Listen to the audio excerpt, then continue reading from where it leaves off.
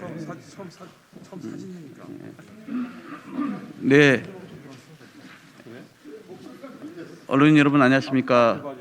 국회 예산결산특별위원회 소속 더불어민주당 우리 예결 위원들입니다. 오늘 이제 2021년도 본격적인 예산 심사를 종합정책 질의부터 시작하는데요. 그리고 내주에 이제는 부별 심사를 하고 그 다음 주 16일부터는 우리가 소위원회 심사에 들어갑니다.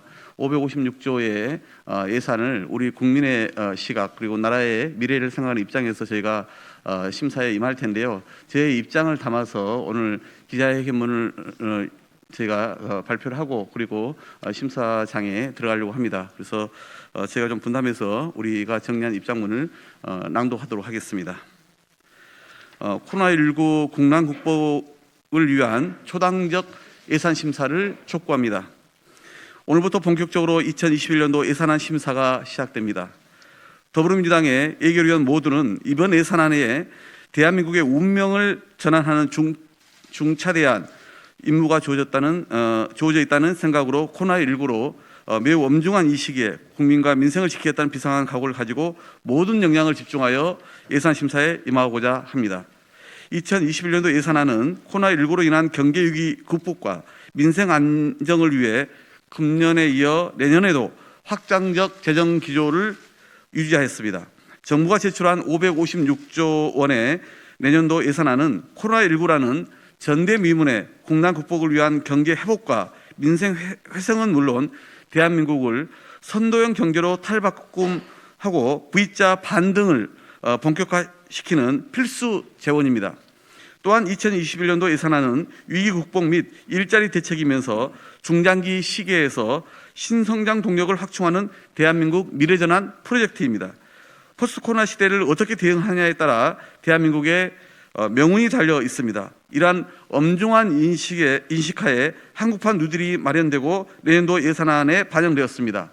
디지털 뉴딜과 그린 뉴딜은 시대적 흐름을 따르면서도 대한민국의 강점을 살리는 사업이며 이 사업을 추진하면서 발생할 수 있는 문제점을 보완하고자 사회적 뉴딜과 지역균형 뉴딜이 설계되었습니다. 이번 예산안 심사는 이 안정된 네 바퀴를 동시에 운영해 대한민국의 운명을 바꾸는 과정이 될 것입니다.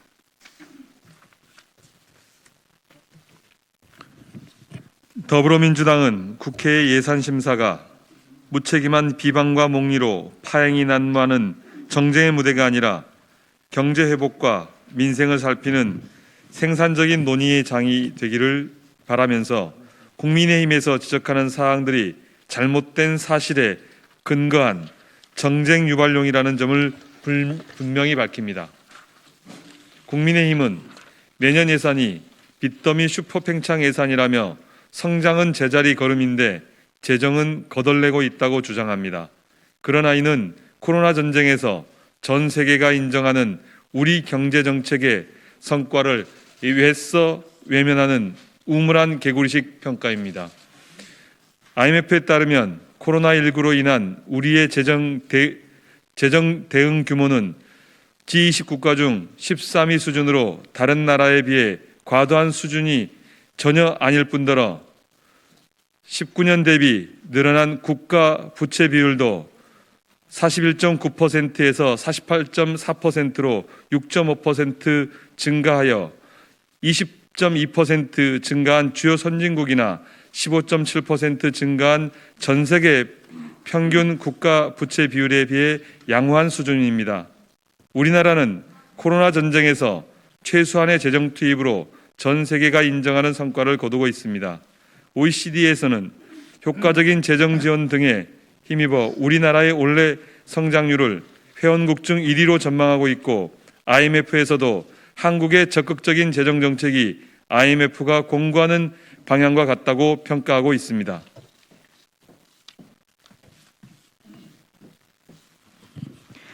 또한 국민의힘이 5대 분야 100대 문제 사업은 국민 필수 예산을 깎겠다는 무책임한 주장이자 잘못된 사실을 근거로 부풀리고 왜곡한 정략적인 비난입니다.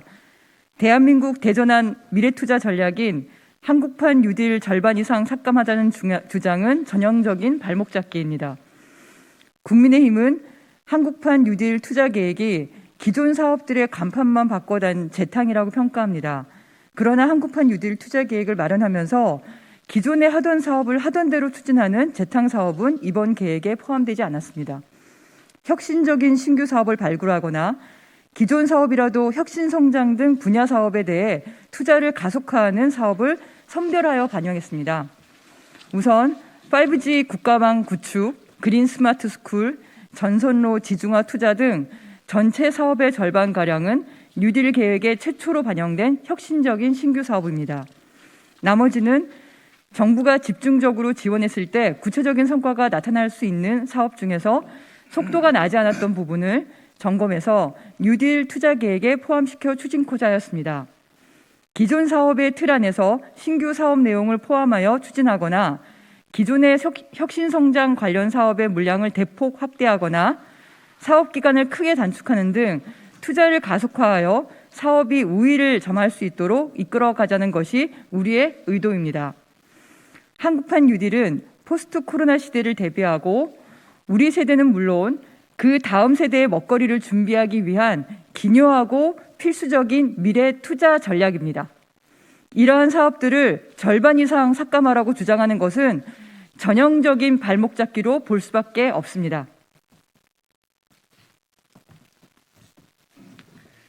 둘째, 예산 낭비성이라고 주장하는 신규 사업은 포스트 코로나 시대 대비 필수 사업입니다. 국민의힘은 내년도 신규 사업 중 상당수가 중복성, 사업 계획 미비, 필요성 결여 등 예산 낭비 요소가 있어 전액 삭감해야 한다고 주장합니다. 그러나 해당 사업들은 비대면 외교 및 디지털 정부 지원, 문화사업 육성 등 포스트 코로나 시대를 대비하기 위해 반드시 필요한 사업입니다. 예를 들어 국민의힘에서 기존의 공공외교 사업과 중복된다고 지적한 디지털 외교 공공외교 사업은 온라인 콘텐츠 중심의 비대면 외교의 특성상 기존 공공외교 사업과 집행 방식 등에서 차별화되어 신규 사업으로 편성되었습니다. 또한 해당 사업 추진 재원 마련을 위해 기존 대면 외교 사업을 구조조정하여 재원을 마련하였습니다. 과기부, 행안부의 공공데이터 포털 시스템과 중복된다고 지적한 공정거래위원회의 통계, 공공데이터 구축 및 운영 사업의 경우도 단순 공공정보 수집, 공개를 목적으로 하는 타 부처 사업과 중복된다고 지적하고 있지만 공정위의 공공정보가 대외 공개가 곤란한 기업의 특정 정보라는 점을 간과한 것입니다. 셋째, 현금 살포성으로 삭감하자는 사업은 지역 골목 상권, 중소기업, 청년, 농어민, 경력 단절 여성을 위한 필수 지원 예산입니다. 국민의힘에서는 청년 내일 체험 공제, 지역 사랑권 상품권, 농수산물 소비 쿠폰, 세일 인턴 사업 등을 현금 살포성 재정 중독 사업으로 규정합니다. 그러나 이 사업들은 중소기업 청년, 지역 골목 상권, 농어민, 경력 단절 여성 등 정부의 지원을 절실히 필요로 하는 분들에게 정부가 해야 할 최소한의 조치입니다. 생존과 직결된 필수 지원 사업마저 정치적 비난을 일삼는 주장에 결코 동의할 수 없습니다.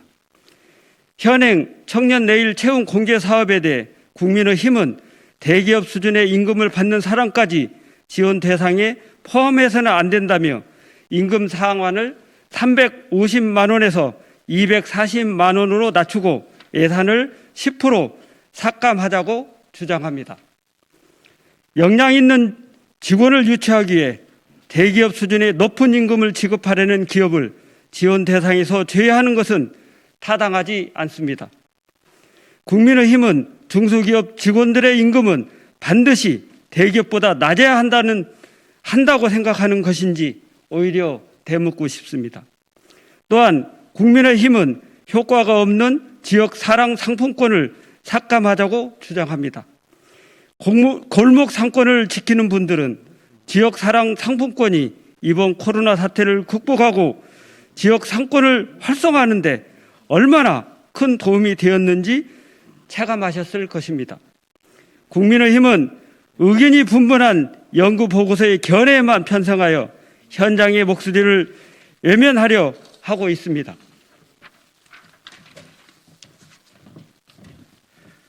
넷째, 연례적 집행부진 사업이라거나 집행부진 사유가 해소되었는데도 삭감하자고 주장하고 있습니다.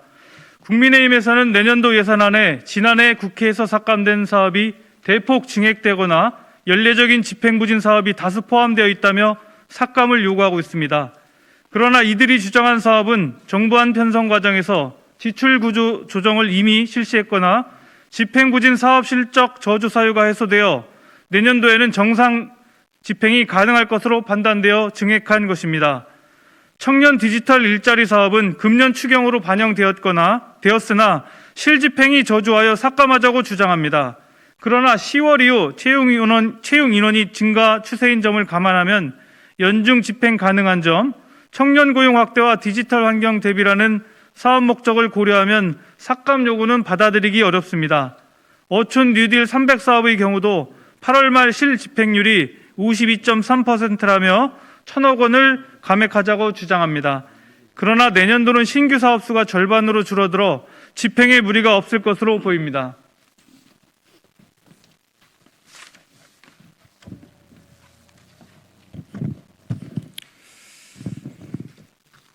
네, 국민의힘에서는 법적 근거가 없는 사업에 예산을 반영하고 정권 홍보 관련 예산이 대폭 증액되는 등 재정 원칙을 훼손하는 사업이 있다라고 주장하고 있습니다.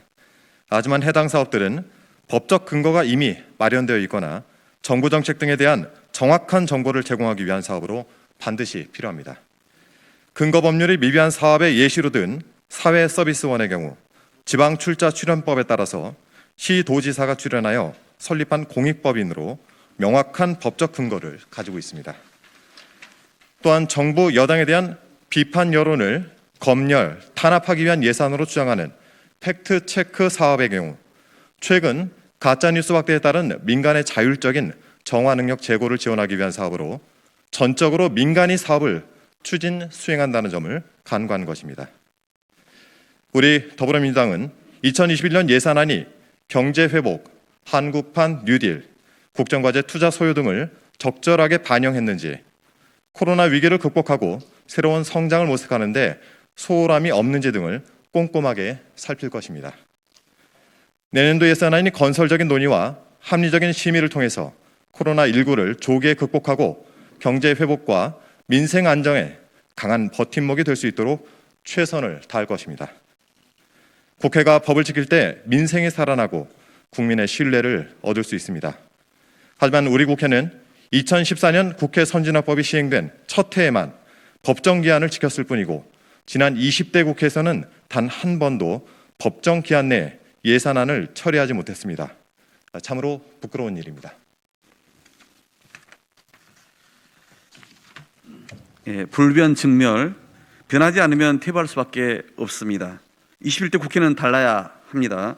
늦장 처리의 관행을 바로 잡고 여야가 생산적인 태도로 합의안을 도출해 법정 시한을 제대로 지켜야 합니다. 만약 여야 합의가 무산된 채 정부 원안이 통과된다면 국회가 심사권을 자진 포기하는 것이나 마찬가지입니다. 위기 대응이 절실한 이번만큼은 민생 현장에서 어려움을 겪고 있는 실업자, 소상공인 등 국민들이 하루라도 빨리 지원받을 수 있도록 국회가 제 역할을 해야 합니다. 야당이 정치적 공세를 자제하고 전폭적인 협조와 협업으로 법정 시한인 12월 2일에 예산안이 통과될 수 있도록 수당적 협력을 촉구합니다. 2020년 11월 4일 국회 예산결산특별위원회 더불어민주당 위원 일동. 이상입니다. 예.